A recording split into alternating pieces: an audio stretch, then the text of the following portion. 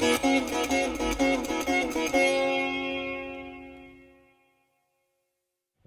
good morning, everybody. Thank you for this warm welcome. And, so, I'll begin with Ashutosh. He'll first give us his intro, and then I can start posing the questions.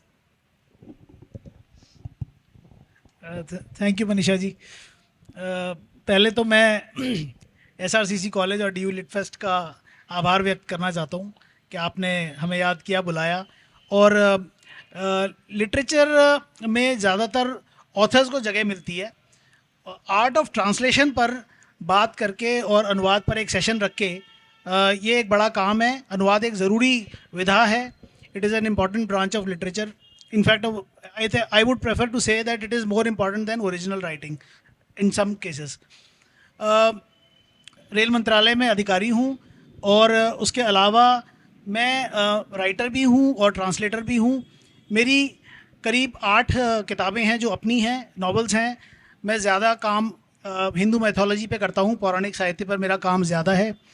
और अनुवाद की मेरी लगभग 30 किताबें प्रकाशित हैं। और उसमें भी ज़्यादातर जो किताबें हैं वो हिंदू माइथोलॉजी पर ही हैं। तो उसके अलावा जो है कुछ करीब 20 साल से मैं ये काम कर रहा हूँ लिखने का। अच्छा लगेगा आज आपसे बात करके, यहाँ पर बुलाया, बहुत बहुत धन्यवाद, शुक्रिया। So, the thing is that as I see that we have a audience crunch, and which I also notice, normally is in my translation classes also. So it's nothing new for me. It's also because everyone thinks, what translation? Who is going to say what that is going to work for us or whatever? But somewhere along the way, considering that I don't think there is anybody in Delhi University who is not familiar with Pablo Neruda and his poems, love poems especially. Everyone has heard of them, if not read them or quoted in one love letter on one note or anything like that. Where do you think that came from for you all? It came through a translation. It is originally written in Spanish, translated into English and Hindi, and it's doing the rounds in India. Happens to be one of the most popular poets in India. It is Pablo Neruda when it comes to love poetry. And that's through translation. So the importance of translation becomes absolutely essential to discuss. I will begin first by asking, because the 3 panelists over here are, all of them have a lot of experience in translating mythology in the modern sense, in the earlier sense, and also self-help books. These are the 2 genres that they have done a lot of work on. So I am going to begin with Urmila. Was it a conscious decision, or was it something that just happened by happenstance, and what has your experience been? Hello, नमस्ते। First of all तो मैं कहना चाहूँगी मेरे लिए बहुत nostalgic हो रहा है। मैं यहाँ पे कैंपस में 19 साल बाद वापस आई हूँ। आपके बाजू में रामजस कॉलेज से मैंने ग्रेजुएशन किया था, पोस्ट ग्रेजुएशन भी किया था। और जब मैं आप ही लोगों की एज की थी, मुझे पता भी नहीं था कि ट्रांसलेशन एक ऐसा फील्ड होता है जिसमें आप रोज़गार कमा सकते हो या आप अपने आप को इस्टेब्लिश कर सकते हो। तो हाँ, डेलिबरेटली तो मैंने नहीं किया था। क्योंकि हम लिटरेचर में पढ़ रहे थे, लाइब्रेरी में टाइम बिता रहे थे, बुक्स पढ़ने में अच्छा लग रहा था, तो वो करते करते एक की चॉइस शुरू किया। लेकिन आई मस्ट से कि बहुत ही बड़ा फील्ड निकला और इसमें इतनी ज़्यादा पॉसिबिलिटीज़ हैं कि मैं आपको बता भी नहीं सकती। मैं पिछले 18 सालों से इसके अंदर काम कर रही हूँ और अभी मैं हार्पर के साथ हूँ। तो मैं कह सकती हूँ कि ये बहुत ही ब्राइट फ्यूचर है अगर आप लोग इसमें इंटरेस्टेड होते हैं तो ये जो माइथोलॉजी के आपने अनुवाद किए हैं, ये आपने जानबूझ के माइथोलॉजी लिया था, आपको इंटरेस्ट है, या ये क्योंकि काम आया तो कर लिया? माइथोलॉजी के लिए मैं बताना चाहूँगी कि पोस्ट ग्रेजुएशन में मेरा सब्जेक्ट था भक्ति काल। तब जब मैं उसको पढ़ रही थी तो बहुत ज़्यादा मेरे को उसने प्रभावित किया। लेकिन बात ये थी कि कहीं भी उसकी किताबें नहीं थी ट्रेड मार्केट में, बस आप अपनी लाइब्रेरी में देख सकते थे या एकेडमिक बुक्स होती थी। फिर सडनली लाइफ चेंजिंग हुआ, मेरी लाइफ चेंज हुआ और उधर से आना हुआ अमीश का, जिसने उसको ना पॉपुलराइज कर दिया। अब वो माइथोलॉजी ना सीरियस नहीं रह गया था कि लाइब्रेरी में बैठ के पढ़ने का। अब वो हर जनरेशन के लोग पढ़ रहे थे और उसमें से ना कहना नहीं चाहिए, उन्हें इसको पॉप स्टार जैसे बना दिया। अमीश की अगर आप पढ़ते हैं, शिवा ट्रायोलॉजी अगर आप लोगों ने पढ़ी है, तो वो शिव आपको अपने जैसे लगते हैं। वो डांस कर रहे हैं, वो फन कर रहे हैं, वो दोस्तों के साथ चिल कर रहे हैं। तो वो एक तरह से करीब ही ला दिया आपके भगवान को, तो आई डोंट थिंक कि वो गलत था। तो क्योंकि मैं पब्लिशिंग में तब से काम कर रही हूँ, तो मैं ये कहना चाहूँगी मेरा इंटरेस्ट हुआ इसमें। और सबसे बड़ी बात कि ये मार्केट में एकदम से पसंद किया जा रहा है और बिकता है। और मैं कहती हूँ कि अभी भी मेरी जो लिस्ट है जिस पे मैं काम कर रही हूँ उसमें माइथोलॉजी बहुत ज़्यादा है। आशुतोष, आपका भी काम है माइथोलॉजी पे, आपका तो ज्यादातर वही है। जी, तो आप उसमें कैसे, माइथोलॉजी में कैसे घुसे? क्योंकि रेल अधिकारी और माइथोलॉजी थोड़ा अलग अलग पटरी चलती है ना।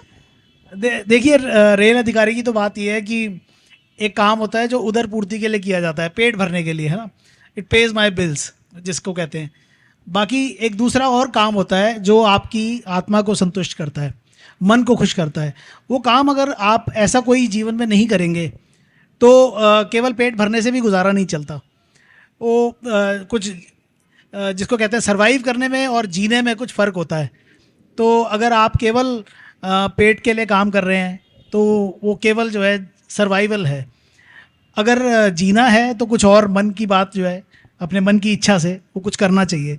और जहाँ तक माइथोलॉजी की बात है, वो ये मैं ये कहूँगा कि जो जितनी भी टिपिकल हिंदू फैमिलीज़ हैं उन सब में बच्चे को जब से वो थोड़ा सा समझदार होता है, 2-3 साल 4 साल का, और कहानियाँ सुनना शुरू करता है, तो माइथोलॉजी की ही कहानियों से उसकी शुरुआत होती है। कछुए और खरगोश की कहानी बाद में आती है।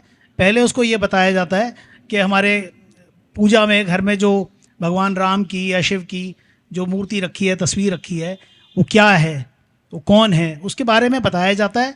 तो ये बेस एक तैयार होता है और वहीं से ये कहानियों की शुरुआत होती है, ये इंटरेस्ट पैदा होता है।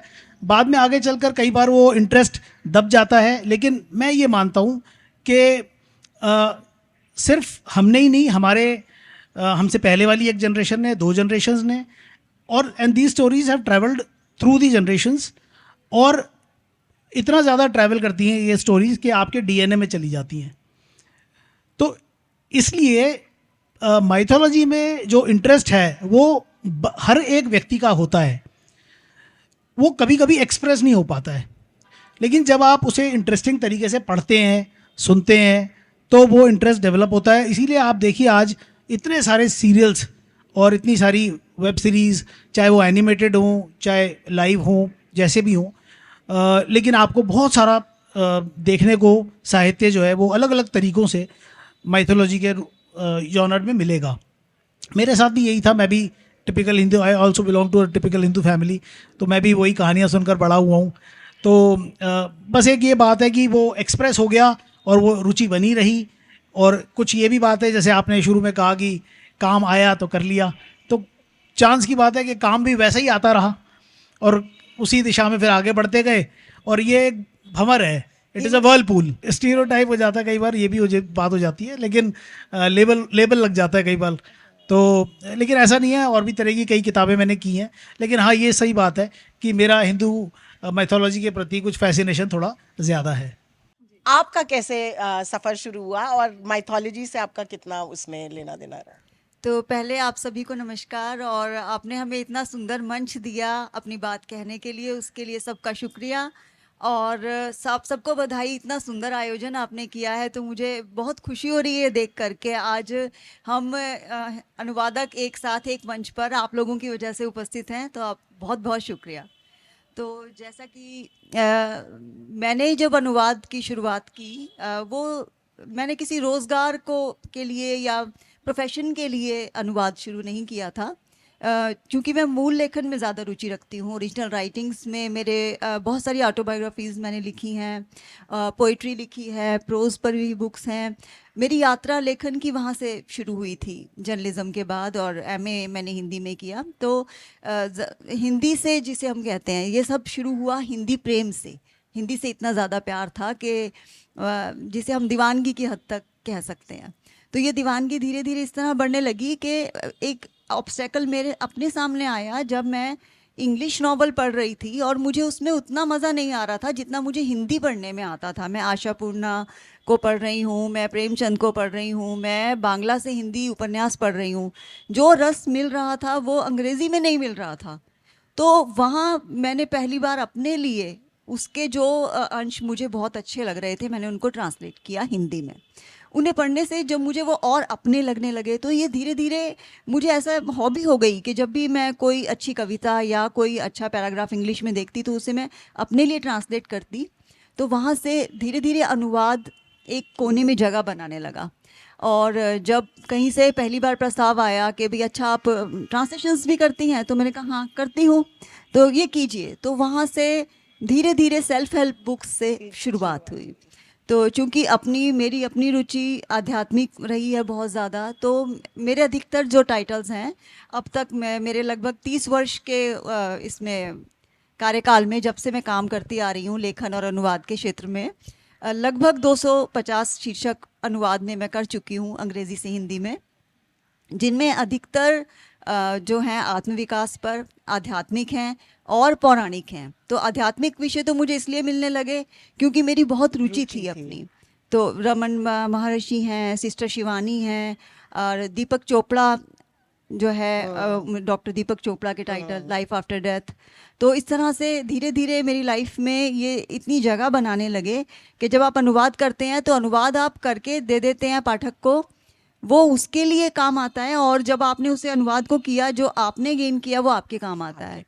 तो इस तरह धीरे धीरे पौराणिक, चूँकि बहुत ज़्यादा रुचि थी अपने घर में, नानी के पास मेरा जो पालन पोषण हुआ वो बहुत ज़्यादा धर्म में रुचि रखती थी, अध्यात्म में रुचि रखती, तो वहाँ से जो पौराणिक कथाओं के लिए, प्रसंगों के लिए, वो हम लोगों को बचपन से सीखना नहीं पड़ता। हमारी लाइफ में, जैसे कि आशुतोष जी ने कहा कि हमारे डीएनए में आ जाता है, तो वो चीज़ें हमारे डीएनए में थी। जब इंग्लिश में कोई उसको लिख रहा है और हमें ऐसा लगता है कि अगर उसने कुछ नया लिखा है तो वो हिंदी तो में होना हमारे पास चाहिए। हिंदी में होना चाहिए, हमारे हिंदी पाठक तक पहुंचना चाहिए। तो उसी कड़ी में फिर मैंने आनंद नीलकंठन जी का असुर किया, जिसका कई भाषाओं में अनुवाद हुआ, वो बहुत फेमस हुए किताबें उनकी, आनंद नीलकंठन। उसके बाद एक कड़ी बनती गई और बहुत सारे पौराणिक अनुवाद भी मेरे पास आते चले गए। तो when we talk of translation as an art, na, I of course have no mythological translations to my credit or discredit, I don't know, because also my experience of life was different. I didn't grow up in a very typical Hindu household. All my childhood I lived in a hostel. कौन सुना रहा था कहानियाँ, कौन सुन रहा था कहानियाँ, तो वो सब नहीं था। बट आई थिंक जो एक चीज हर तरह के ट्रांसलेशन को जोड़ती है वो होता है लैंग्वेज, ना, knowledge of language and culture. क्योंकि कहीं ना कहीं कल्चर तो सब में आ ही जाता, उसके बिना तो लैंग्वेज बेकार है ना। I'll begin with a small example that I was reading one translation which was from English into Hindi. I have said this example before. I think I was on stage with Ashutosh when I shared it. And it is the best example to explain how translation is not a child's play. The text it was a novel based on India-Pakistan war was happening. There was Indian army had infiltrated the Pakistan border. There was mayhem over there. The general in Pakistan from Islamabad calls the border and speaks to the colonel sitting over there who's shaking with fear. He stands up, talks to the general, puts the phone down, and the next line of the translation read, और उसने अपना निचला हिस्सा तेजी से हिलाया. I was flabbergasted. I didn't know ये हुआ क्या. निचला हिस्सा तेजी से हिलाया मतलब why is he dancing? इतनी डांट पड़ने के बाद तो कोई नहीं नाचता है. ये हुआ क्या? जब ओरिजिनल चेक किया तो उसमें लिखा था he moved his ass quickly. The translator had just taken words, didn't know what the word for ass was in Hindi or didn't want to use it thinking it's very crude, therefore didn't use it. And said, उसने अपना निचला हिस्सा तेजी से हिलाया. ये तो अनुवाद हो नहीं सकता ना. तो कहीं ना कहीं यहाँ पे जो हम लोगों का एक्सपीरियंस होता है, नॉलेज होता है, as translators that comes into play. So Urmila, I will come back to you now कि ऐसा कुछ आपके साथ हुआ है जिसमें आपको मतलब या तो ओरिजिनल में समझ नहीं आया या किसी और ने कुछ ऐसी बात कही हो, जो कोई ऐसा किस्सा हो ट्रांसलेशन से जुड़ा जो आपको समझाता हो कि हमारी कितनी ज़रूरत है. हाँ, क्योंकि अभी मैं एडिटर भी हूँ और मैं डेली यही स्क्रिप्ट्स पढ़ रही हूँ. तो अभी लाइक लास्ट वीक ही जो मैं कर रही थी तो उसमें था वो बार बार के उसने लाइक टॉयलेट कर दिया, उसने बार बार टॉयलेट. मैंने कहा ये इतना क्यों, किसी भी सिचुएशन में तो उसको आप इंग्लिश पढ़ रहे हो तो ही passed out, not pissed out. तो वो इतना फ्लो में बंदे ऐसे लिख जाते हैं, और बहुत सीनियर ट्रांसलेटर होते हैं, लेकिन सोचिए अगर आप ये नहीं पकड़ रहे हो तो आप गए, आप लाइक कोई आपको सूली पे चढ़ा देगा। हाँ, इन मतलब चीजों के एक लिए। भी शब्द ऐसा नहीं हो सकता कि आप सोच लो कि यही होगा, ये तो अज्यूम नहीं कर सकते, नहीं, उसके assume पीछे जाना पड़ता है देखने के लिए कि क्या है। और एक सबसे बड़ा होता है कि इंग्लिश में ना हम जनरली बात कर रहे हैं तो एक ही उसमें बात हो रहा है, लाइक वो ही रहेगा। लेकिन जैसे अब हिंदी में आते हैं तो हमें प्रतिष्ठा और उसके हिसाब से बात करनी पड़ती है कि कितना भी जनरल आदमी हो, लेकिन अगर एक एज है तो बुढ़ा आ रहा था नहीं लिख सकते, वो बुजुर्ग था, वहाँ पे आपको थे यूज करना ही पड़ेगा, जो कि वो वर्ड नहीं है इंग्लिश में। तो ये एक थोड़ा सा एक हाँ, ये यहाँ पे एक प्रॉब्लम ये आती है, हमेशा अनुवाद में ये आता ही है, क्योंकि स्पेनिश में भी यही है ना कि he went out, he came in, they went out, she went out.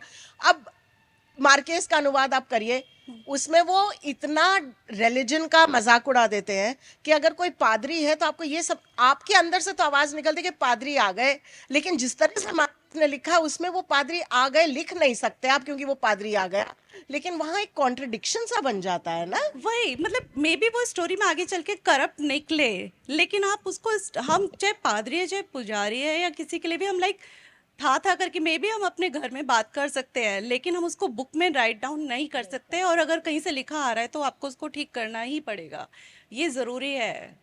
मतलब लाइक रावण और उसके लिए भी शायद हम एकदम से ऐसे नहीं कह के आगे बढ़ सकते।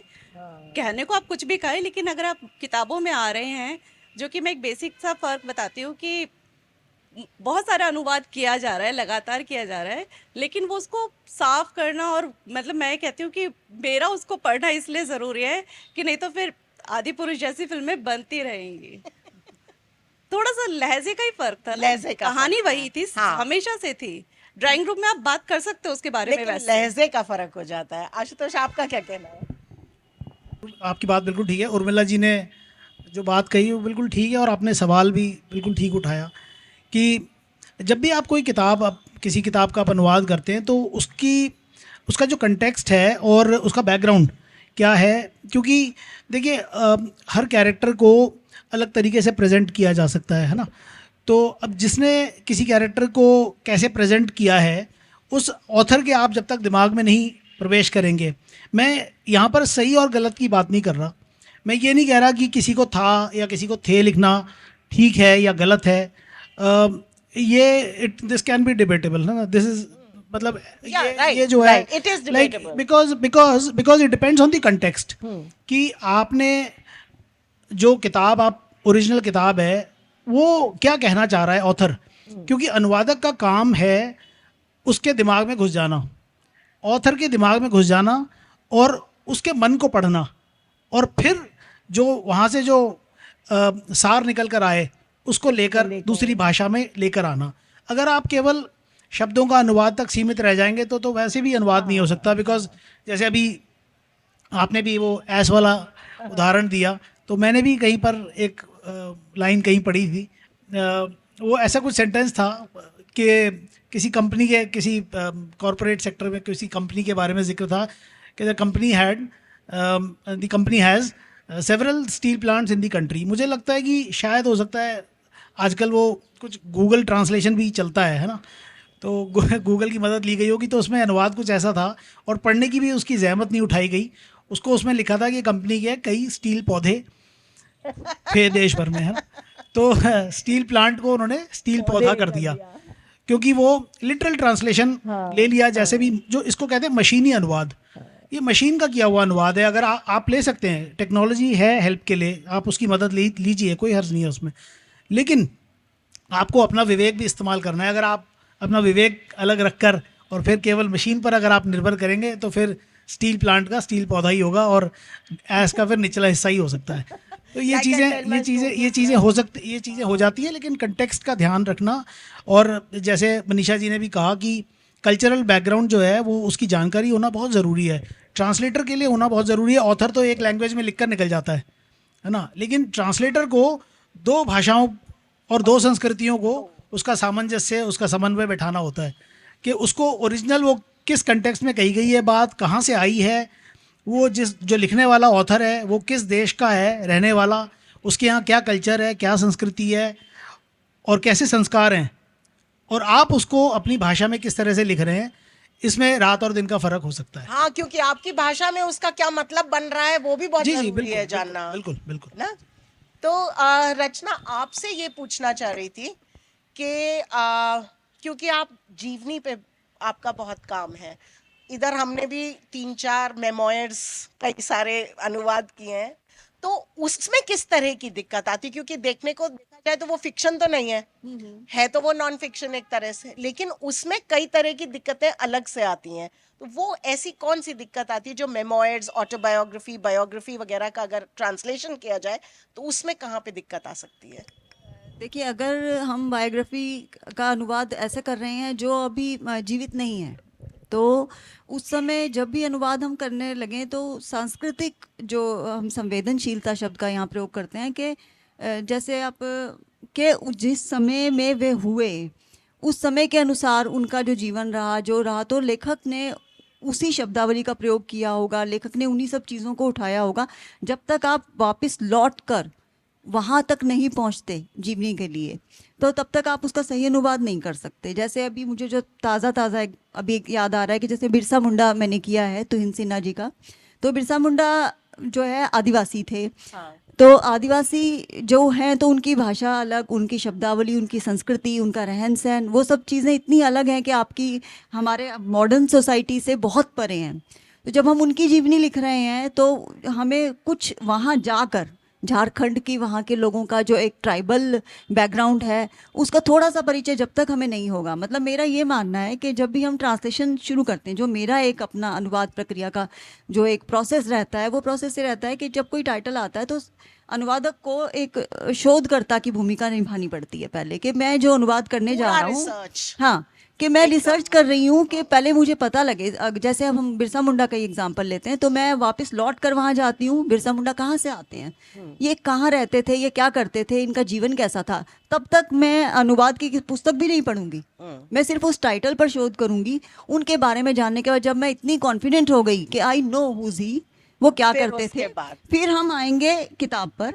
किताब की 2 या 3 रीडिंग में हम देखेंगे कि लेखक का क्या टोन रहा, लेखक कहना क्या चाह रहे हैं, लेखक बिरसा मुंडा को कैसे स्थापित कर रहे हैं, क्योंकि मेरी पूरी टोन भी कई बार अगर ऐसा हो कि वो जैसा आप जब पढ़ें और हाँ। वो जैसा स्थापित कर रहे हैं हाँ। और आपकी जो धारणा बनी है वो अलग अलग हो, तब आप क्या करती हैं? तब मैं अनुवादक की ड्यूटी निभाऊंगी। मुझे जो लेखक की अपना अलग धारणा है, रखते हाँ, मेरा यहाँ पर क्योंकि मैं अनुवादक हूँ, तो यहाँ मेरा अपनी धारणा का किसी भी तरह से अनुदित पुस्तक में जाना वो नैतिक रूप से भी गलत है, जो होना नहीं वो चाहिए। सवाल हम बताते हैं क्यों किया। कल हाँ। यहाँ पे एक बुक पे चर्चा हुई थी। I think yesterday there was a discussion with Sanjeev Sanyal on बंदी जीवन, who died a few years before India gained independence, but he was the involved in the movement.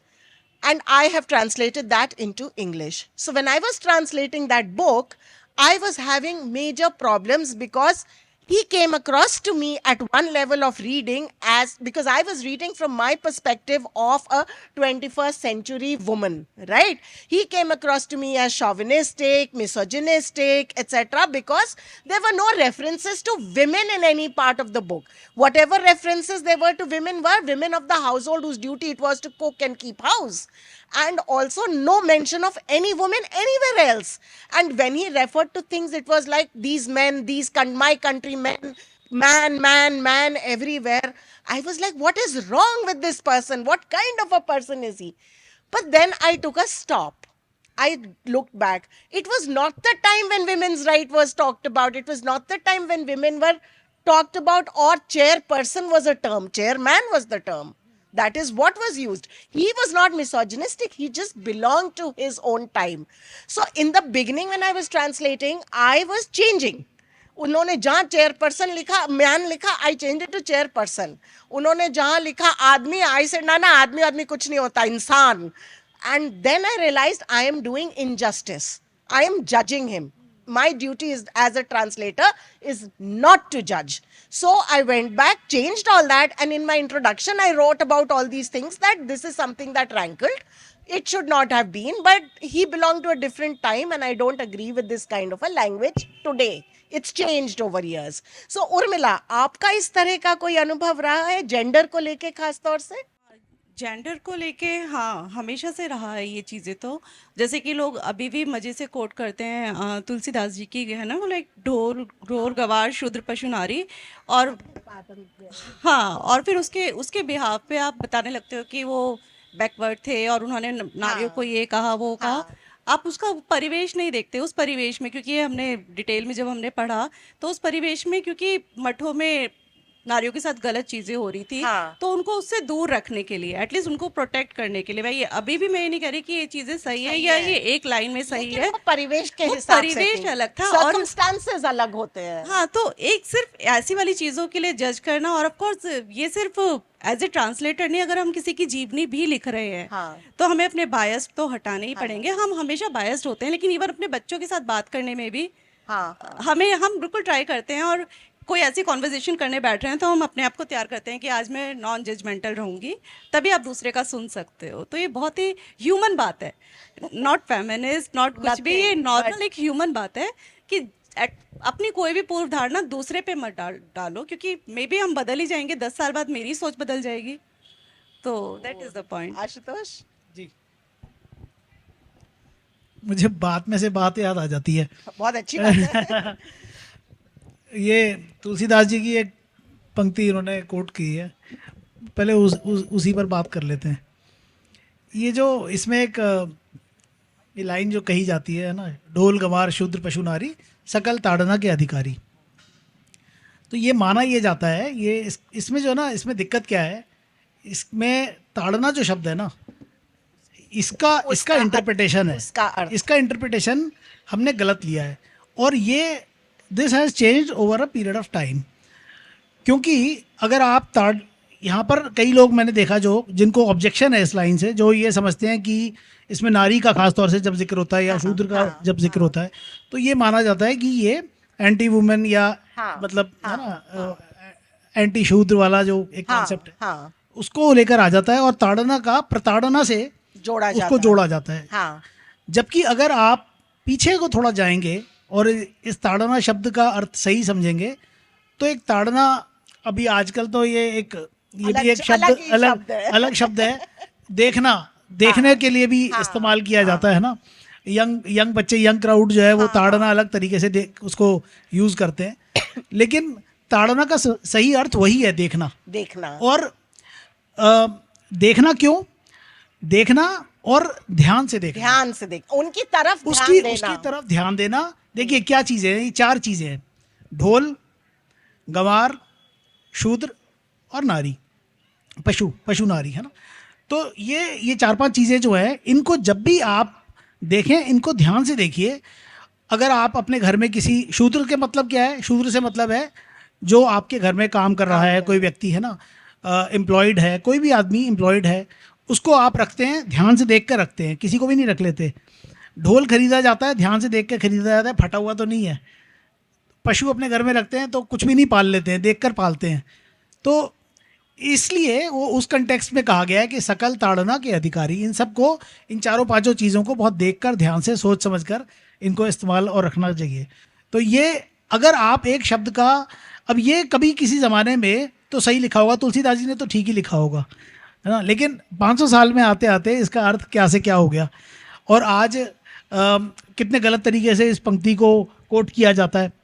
तो ये चीज़ें होती हैं। इसीलिए ये बात मैं बोल रहा था कि परिवेश, जब समय बदलता है तो समय के साथ भाषा बदल जाती है, उसका कंटेक्स्ट बदल जाता है, जो हम यहाँ तक कि 10 साल में ही चेंज हो जाता है। अंग्रेजी में हुआ है, एनिट ब्लाइटन की किताबें लीजिए, वो तो हैप्पी एंड गे इतना लिखती थी। हाँ, और वो इतना हम लोग पढ़ के हम लोग बड़े हुए, आप लोग तो शायद नहीं, but Enid Blyton used to write gay like for happiness, he was a gay person. उसका मीनिंग आज बदल गया है। वो किताबों से वो शब्द भी हटाना पड़ा है, वो हट गया है, लेकिन वो चीजें बदल जाती है, भाषा बदल जाती है। तो उसका अनुवादक को उसका ख्याल रखना चाहिए। जब अगर आप आज की डेट में अगर उसका अनुवाद कर रहे हैं तो आपको ध्यान रखना चाहिए। इसीलिए ये बात अभी जो कही गई कि अनुवाद जब आप करते हैं तो ये रिसर्च के साथ जुड़ा हुआ है।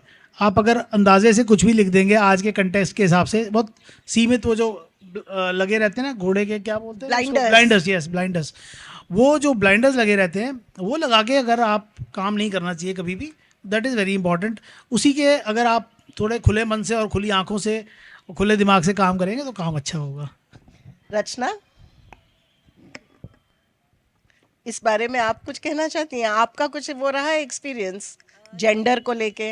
नहीं, जेंडर को लेकर तो नहीं। इस तरह से कोई, नहीं क्योंकि रहा। जब मैंने एक नियम ही बना लिया कि जब हम कोई भी अनुवाद कर रहे हैं तो लेखक एक, अनुवादक और मैं अलग, तो उसमें से मैं तीसरे नंबर पर आ जाती हूँ। तो ये पूछना था कि क्योंकि आजकल ना इस बात का बहुत ज्यादा डिबेट होता है, बात होती है कि बहुत से ट्रांसलेटर्स कहते हैं हम सिर्फ जो हमारी आइडियोलॉजी से अलाइंड है राइटर्स उन्हीं का ट्रांसलेशन करेंगे, हम सिर्फ विमेन राइटर्स का करेंगे, कई मतलब लोग कहते हैं इस तरह से।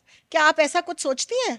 नहीं, जहाँ तक मेरा मानना है कि एक अनुवादक को इन चीज़ों से अपने आप को परे रखना चाहिए। जो उसकी ड्यूटी है कि राइटर ने जो भी लिखा है, जैसे ऐसे बहुत सारे राइटर्स आते हैं जिसमें हो सकता है कि मैं सहमत नहीं हूँ, लेकिन मेरा काम है कि जो सोर्स लैंग्वेज है उसको टारगेट लैंग्वेज तक पहुँचाना है, रीडर तक पहुँचाना है। तो उसमें लेखक ने जो कहा है वो अपने पाठकों से कहा है, उसमें बीच में मेरा रोल सिर्फ एक मीडियम का रोल है। मैं मीडियम हूँ, मैंने उसको एक से दूसरी भाषा में लेकिन अनुवाद लोगों का कर कहना दिया। है कि मैं उन्हीं लोगों के लिए मीडियम बनूं जिनसे मेरी एक नहीं, वो ऐसी बैठता कोई है, हठधर्मिता ऐसा कुछ मेरे नहीं है। अंदर नहीं है। आशुतोष, आपका? नहीं, ये माइथोलॉजी वाला जो काम है ना, ये मैं ज़रूर प्रेफर करता हूँ। अगर मुझे मुझे मिलता है, अगर मुझे 2 किताबें मिलें तो I would definitely prefer to translate a book which is based on mythology. लेकिन माइथोलॉजी की अगर मुझे किताब मिलेगी तो मैं निश्चित तौर पर उसको प्रेफरेंस दूंगा। लेकिन बाकी वैसे ऐसे कोई मन में मेरे कोई भेदभाव नहीं है, कोई रोक टोक नहीं है, कुछ भी काम मिले। बल्कि मैं समझता हूँ कि अनुवादक को ये सोचना ही नहीं चाहिए कि मुझे क्या मिल रहा है। जो भी किताब मिले, जो अच्छी किताब मिले, उसका ज़रूर अनुवाद करना चाहिए, क्योंकि अनुवाद के ज़रिए ही केवल साहित्य को आगे बढ़ाया जा सकता है। मैं आपको एक ज़रूरी बात यहाँ पर ये बता दूँ कि किसी इंडियन को नोबेल प्राइज़ लिटरेचर में इतने बड़े देश में पिछले 100-125 साल में केवल एक मिला है, रविन्द्रनाथ टैगोर को। उस बात को भी मेरे ख्याल 1911-12 की बात है वो, तो लगभग 110 साल हो गए। और वो भी गीतांजलि जो उनकी कविता है, that is also a translation from Bangla to English. तो जो नोबेल प्राइज़ मिला है वो बंगला को नहीं मिला, वो इंग्लिश ट्रांसलेशन को मिला है। तो इसलिए किसी भी भाषा से किसी भी भाषा में जाइए आप, लेकिन अनुवाद होना ज़रूरी है। अगर ये एक it is a pleasant coincidence I would say कि रविन्द्रनाथ टैगोर जो है वो बंगला भी जानते थे, और जितनी अच्छी बंगला जानते थे उतना ही उनका अधिकार अंग्रेज़ी पे भी था। तो उन्होंने वो अपना कविता का ट्रांसलेशन खुद ही किया, और अगर वो ना करते तो शायद भारत को जो एक नोबेल प्राइज़ मिला लिटरेचर में वो भी ना मिला तो होता। अभी जो इंटरनेशनल ट्रांसलेशन बहुत ज़रूरी मिला है। है जी, वो जी। भी इंग्लिश, बुकर में जो, वो हाँ, बुकर जो मिला है होने अभी, के बाद मिला है वो गीतांजलि श्री को रेत समाधि के लिए है ना, हाँ, तो the tomb Tomb of of sand Sand। उन्होंने डेजी रॉकवेल ने उसका ट्रांसलेशन किया।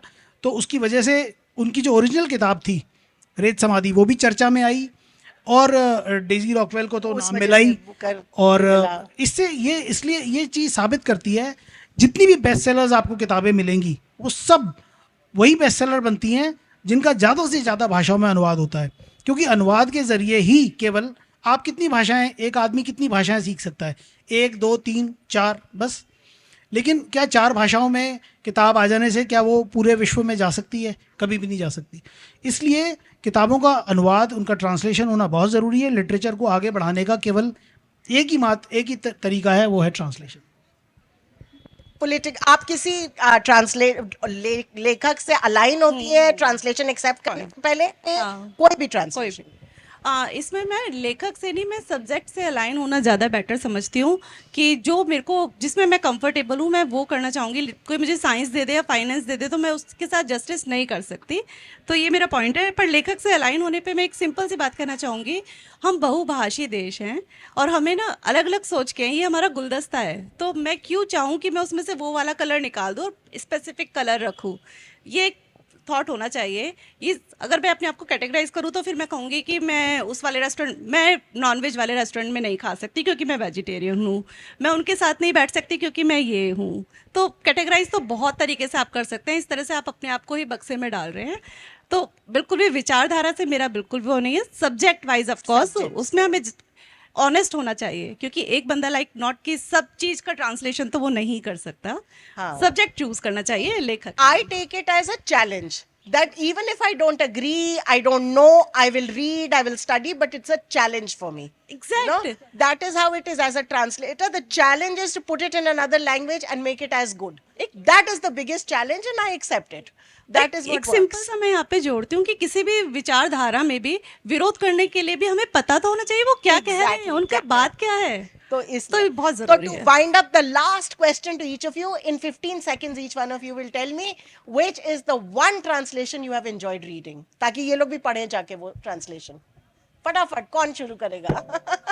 हाँ, नहीं अपना नहीं, कोई भी एक ट्रांसलेशन जो आपको पढ़ के लगा कि ये पढ़ना चाहिए लोगों को, ये अनुवाद अच्छा है। मैं बता देती हूँ, अभी अनुवाद तो अच्छा, महागाथा का आपको बिल्कुल पढ़ना चाहिए। सत्यार्थ नाइक की किताब है, उसका अनुवाद किया है आशुतोष गर्ग ने। और रियल में मतलब जब हमने ऑथर को भेजा तो उनका जस्ट आया लव्ड इट। उन्होंने एक्सेप्ट किया कि मैं कह सकता हूँ कि ट्रांसलेटर ऑथर से ज्यादा गुणी है इस सब्जेक्ट में। तो बिल्कुल उसको पढ़िए, बाजार में आया है। Very good. और पुरानों की कहानियां हैं बहुत सिंपल लैंग्वेजेस में। इस तारीफ के लिए शुक्रिया।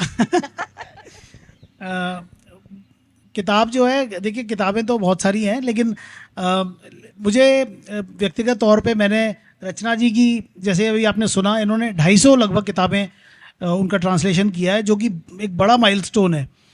तो इनकी ये बहुत अच्छी अनुवादक हैं और मैंने इनके कुछ अनुवाद पढ़े हैं, मुझे इनका अनुवाद बहुत पसंद है। मैं कोई किताब का नाम तो नहीं ले सकता अभी तुरंत, लेकिन इनके लगभग आप जो भी किताब इनकी देखेंगे वो बहुत अच्छी है। उसके अलावा मैंने युवा नोवाल हरारी की जो नॉवेल्स हैं, चाहे आप सेपियंस का अनुवाद ले लीजिए, मदन सोनी का अनुवाद है, बहुत अच्छी किताब है। और अंग्रेज़ी में जितनी चर्चा में आई, दूसरी भाषाओं में भी उतनी ही चर्चा में है। मुझे किताब, उसका अनुवाद बहुत पसंद है। रचना, शुक्रिया आशुतोष जी, आपका बहुत बहुत धन्यवाद कि आपको मेरे अनुवाद पसंद है। और जहाँ तक मुझे बताना है तो बिल्कुल सेम, मैं भी सेपियंस का ही नाम लेना चाहूँगी इस समय, हाँ, क्योंकि हम लोगों के लिए भी वो एक बहुत बड़ा चैलेंज था कि वो किताब जब अनुवाद में आ रही है तो अंग्रेजी से हिंदी में कैसी आएगी, ये एक बहुत बड़ा कौतूहल था जो हमारा पूरा हुआ। और मदन सोनी जी ने किया है ये अनुवाद, वो मुझे भी बहुत पसंद है। मैं एक छोटी सी और बात कहना चाहता हूँ। मनीषा जी का नाम जो है लिए बिना ये सेशन ख़त्म नहीं हो सकता है। गाब्रियल गार्शिया मार्केस का जो अनुवाद है 100 ईयर्स ऑफ सॉलिट्यूड, जो जिस पर उनको नोबेल प्राइज़ मिला, उसका अनुवाद मनीषा जी ने किया। एकाकीपन के 100 वर्ष, है ना, राजकमल प्रकाशन से वो छपा है। मेरे पास उसकी प्रति है और मैंने वो पूरा तो नहीं पढ़ा है, लेकिन मुश्किल किताब थोड़ी मुश्किल किताब है। स्पेनिश से की हुई है इन्होंने, हिंदी में, और लेकिन अनुवाद बहुत अच्छा है। मैं पूरा तो नहीं पढ़ पाया हूँ, लेकिन किताब बहुत अच्छी है, बहुत ही शानदार अनुवाद है। पाब्लो और के लिए तो ये बड़ी बात है बहुत कि एहसानमंद है हम सभी। ये बड़ी बात है कि मनीषा जी जो है स्पेनिश, इंग्लिश और हिंदी तीनों पर बराबर का अधिकार रखती है। बड़ी बात है ये। thank you Thank you. everybody. Thank you very much for being here, and thank you to the audience. Thank It you. filled up Thank you finally. so much for Thank you listening very us. much.